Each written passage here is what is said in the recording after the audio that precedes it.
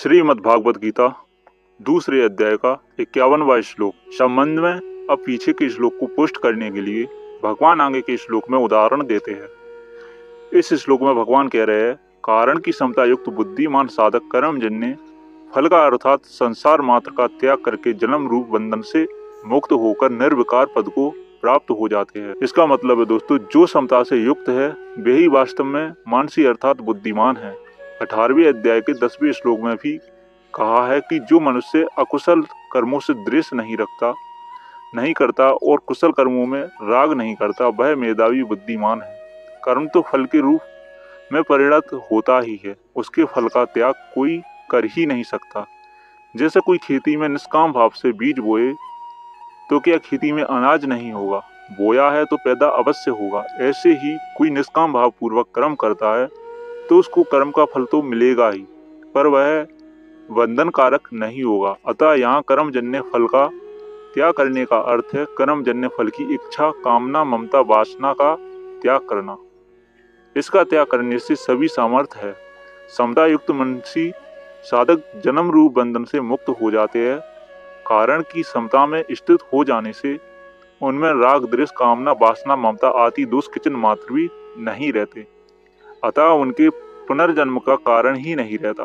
वे जन्म मरण रूप बंधन से सदा के लिए मुक्त हो जाते हैं। आमय नामक रोग का है रोग एक विकार है जिसमें किंचित मात्र भी किसी प्रकार का विकार ना हो, उसको अनामय अर्थात निर्विकार कहते हैं। समता युक्त मनीषी लोग ऐसे निर्विकार पद को प्राप्त हो जाते हैं। इसी निर्विकार पद को 15वें अध्याय के 5वें श्लोक में अव्यय पद को और 18वें अध्याय के 56वें श्लोक में शाश्वत अव्यय पद नाम से कहा गया है। यद्यपि गीता में सत्गुण को ही अनामय कहा गया है, पर वास्तव में अनामय निर्विकार तो अपना स्वरूप अथवा परमात्म तत्व ही है, क्योंकि वह गुणातीत तत्व है जिसको प्राप्त होकर फिर किसी को भी जन्म मरण के चक्कर में नहीं आना पड़ता।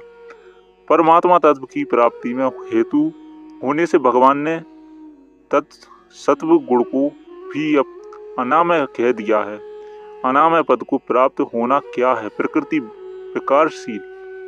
विकारशील है तो उसका कार्य शरीर संसार भी विकारशील है। स्वयं निर्विकार होते हुए भी जब यह विकारी शरीर के साथ तादात्म्य कर लेता है तब यह अपने को भी विकारी मान लेता है, परंतु जब यह शरीर के साथ माने हुए संबंध का त्याग कर देता है तब इसको अपने सहज निर्विकार स्वरूप का अनुभव हो जाता है। इस स्वाभाविक निर्विकारता का अनुभव होने को ही यह अनामय पद को प्राप्त होना कहा गया है। इस श्लोक में बुद्धि युक्ता और मानसीणम पद में बहुवचन देने का तात्पर्य है कि जो भी समता में स्थित हो जाते हैं वे सबके सब अनामय पद को प्राप्त हो जाते हैं, मुक्त हो जाते हैं। उनमें से कोई भी बाकी नहीं रहता। इस तरह समता अनामय पद की प्राप्ति अचूक उपाय है।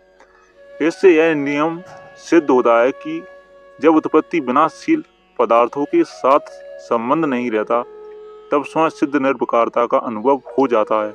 इसके लिए कुछ भी परिश्रम नहीं करना पड़ता, क्योंकि उस निर्विकारता का निर्माण नहीं करना पड़ता, वह तो स्वयं स्वाभाविक ही है। परिशिष्ट भाव कर्मों में युक्त समता ही कुशलता क्यों है, इसका कारण ही पद से इस श्लोक में बताते हैं। सात्विक कर्म का फल निर्मल है, राजस कर्म का फल दुख है और तामस कर्म का फल मूढ़ता है। गीता 14वें अध्याय का 16वां श्लोक इन तीनों प्रकार के फलों का समता युक्त मनुष्य त्याग कर देता है। कर्मजन्य फल के त्याग दो अर्थ है, फल की इच्छा का त्याग करना और कर्मों की फल स्वरूप अनुकूल प्रतिकूल परिस्थिति प्राप्त होने पर सुखी दुखी ना होना। वास्तव में उत्पत्ति विनाशशील संपूर्ण संसार कर्म फल की सिवा और कुछ है ही नहीं। कर्म फल का त्याग कर दे तो फिर कोई भी बंधन बाकी नहीं रहता। मनीषी शब्द का अर्थ है बुद्धिमान। पूर्व श्लोक के अनुसार समता पूर्वक कर्म करना ही बुद्धिमता है।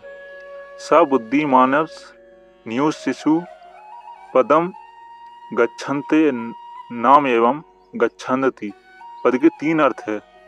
नंबर 1 ज्ञान, नंबर 2 गमन करना और नंबर 3 प्राप्त होना। यहाँ निर्विकार पद की प्राप्ति का अर्थ है जन्म मरण से रहित पने का और निर्विकार पद की स्वयं सिद्ध प्राप्ति का ज्ञान हो जाना कारण की नित्य निर्वृत्ति ही निर्वृत्ति होती है और नित्य प्राप्त की ही प्राप्ति होती है।